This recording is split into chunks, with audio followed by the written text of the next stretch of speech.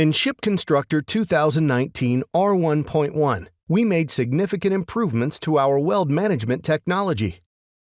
The first improvement is a better and faster Weld Manager palette that completely replaces the old Weld Manager dialog. One of the advantages of the new palette is the Manage Assemblies function. This feature allows you to efficiently set the scope for your drawing, thus narrowing it down to required items only.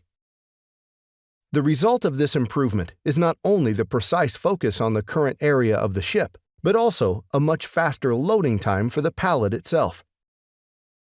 As another improvement, you will find that the new Weld Manager palette has become simpler to use. For instance, all parts will be loaded automatically into the drawing following their assembly selections. Contributing to the simplicity, light bulbs and other controls will respond instantaneously to choosing various objects in the model space and to switching to a different AutoCAD drawing. Finally, the Weld Properties dialog that is initiated from the palette will provide you with access to user-defined attributes. This is an extremely helpful feature, as it allows you to visually pick multiple parts and specify attribute values for all parts at once without resetting the current selection in the drawing.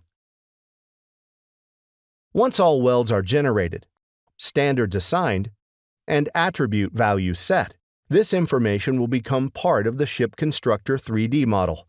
You can reuse it later in many ways, such as showing and annotating welds in production drawings.